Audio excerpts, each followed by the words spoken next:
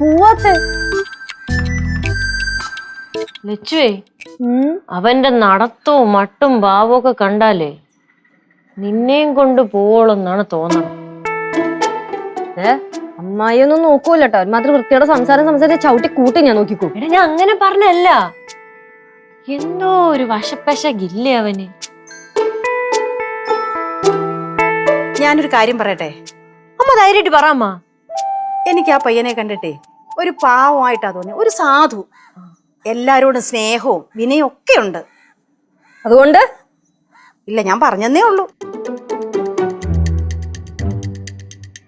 എന്തൊരു തങ്ങേര് ഒരുമാതിരി സത്യമാശ കിടക്കുമ്പോൾ അങ്ങോട്ടും ഇങ്ങോട്ടും ഇങ്ങനെ നടക്കണേ. അതേ, എന്തായാലും നേരെ കുറച്ച് തെറ്റി കിടക്കുകയാണ്. വാ, അങ്ങോട്ട് പോയി നോക്കാം.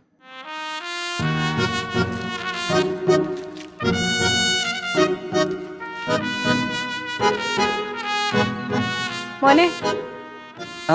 എന്താ അമ്മേ? അല്ല, മോനെ അവിടുന്ന് പോവാന്ന് പറഞ്ഞിറങ്ങിയിട്ട് പിന്നെന്താ പോവാഞ്ഞേ? ഞാൻ ഈ മാവിച്ചൂടെ കണ്ടപ്പോ കുറച്ച് കാറ്റൊക്കെ കൊണ്ട് പോവാന്ന് വിചാരിച്ചു. കാറ്റ് കൊണ്ട് കഴിഞ്ഞായിരുന്നു? ഏയ്, കഴിഞ്ഞിട്ടില്ല. ഞാൻ കുറച്ചേരം കൂടെ ഇവിടെ കറങ്ങിയിട്ട് അങ്ങ് പൊക്കോളാം. ലക്ഷ്മി, ഒന്നുമില്ല. അല്ല, എന്താ പറയാമെന്ന പോലെ തോന്നി. ചേട്ടൻ പറ. ഒന്നുമില്ല അളിയ. ആളി, അതെ, ഞാൻ ഈ ഭാഗത്തൊക്കെ വരുമ്പോ നിങ്ങക്ക് ബുദ്ധിമുട്ടില്ലെങ്കിൽ വീട്ടിലോട്ടൊന്ന് ഇറങ്ങിക്കോട്ടെ. ബുദ്ധിമുട്ടാവും? അല്ല, ചേട്ടന് ഇങ്ങോട്ട് ഇടയ്ക്കിടയ്ക്ക് കയറി വരാൻ ബുദ്ധിമുട്ടാവൂലേ? എനിക്കെന്ത് ബുദ്ധിമുട്ട്? എനിക്കൊരു ബുദ്ധിമുട്ടും ഇല്ല.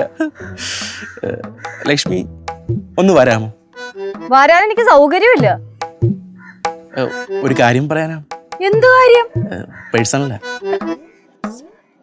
പ്ലീസ് ഒന്ന് വരൂ. ചെല്ല്, പബ്ലിക്കുട്ടൻ എന്തോ പറയാനുണ്ടെന്ന്. എന്താ? അങ്ങോട്ട് നിൽക്കാം.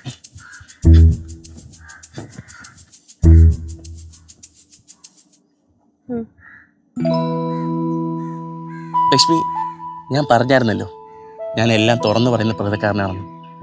തുറന്നു പറഞ്ഞോ? ലക്ഷ്മി പെണ്ണിൻ്റെ ശേഷം ഞാൻ 21 പെൺകുട്ടികളെ പെണ്ണ് കണ്ടായിരുന്നു. പക്ഷെ എനിക്ക് അങ്ങോട്ട് സെറ്റായില്ല, ഒരു വൈബ് കിട്ടിയില്ല.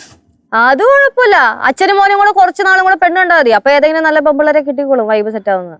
അങ്ങനെയല്ല, എന്റെ പ്രശ്നം എന്താണെന്ന് എനിക്ക് ഇതുവരെ മനസ്സിലായിട്ടില്ല. അത് ഞങ്ങൾക്കും മനസ്സിലായിട്ടില്ല ചേട്ടന്റെ പ്രശ്നം എന്താണെന്ന്. എനിക്കിപ്പോ എന്റെ പ്രശ്നം മനസ്സിലായി. എനിക്കെന്തോ വലിയ മാറ്റം സംഭവിച്ചിട്ടുണ്ട്. അതെനിക്ക് അന്ന് മനസ്സിലായായിരുന്നു. ഒരു കാര്യം പറയട്ടെ, ഉപദേശം തോന്നരുത്. ലക്ഷ്മി എന്തോടാ പറഞ്ഞോ? അതെ, ഇനി പെണ്ണ് കാണാനൊക്കെ പോകുമ്പോഴേ ദയവ് ചെയ്ത് മുണ്ടെടുക്കരുത്. ലക്ഷ്മി ഷോളി മുണ്ടെടുക്കൽ നിർത്തി. ഞാൻ ഫുള്ള് ജീൻസ് പോരെ. പക്ഷെ എന്റെ പ്രശ്നമൊന്നുമല്ല. ഞാൻ എവിടെ പെണ്ണ് കാണാൻ പോയാലും എന്റെ മനസ്സിൽ ഒരേ ഒരാളുടെ മുഖേ ഉള്ളൂ.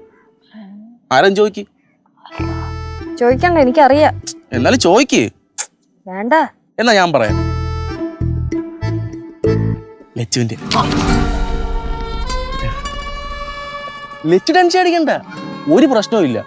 ഇനി സിദ്ധു ഗൾഫിൽ നിന്ന് വന്നില്ലെങ്കിലും നിങ്ങൾ തമ്മിൽ എന്ത് പ്രശ്നം ഉണ്ടെങ്കിലും എന്നെ അറിയിച്ചാൽ മതി, ഞാൻ ഉണ്ടാവും. പിന്നെ ഈ മുഖം എൻ്റെ മനസ്സിൽ അത്രയ്ക്ക് പതിഞ്ഞുപോയി. ലച്ചുവിനെയും കൊച്ചിനെയും ഞാൻ നോക്കിക്കോളാം. സിദ്ധു പെട്ടെന്നൊന്നും വരല്ലേ.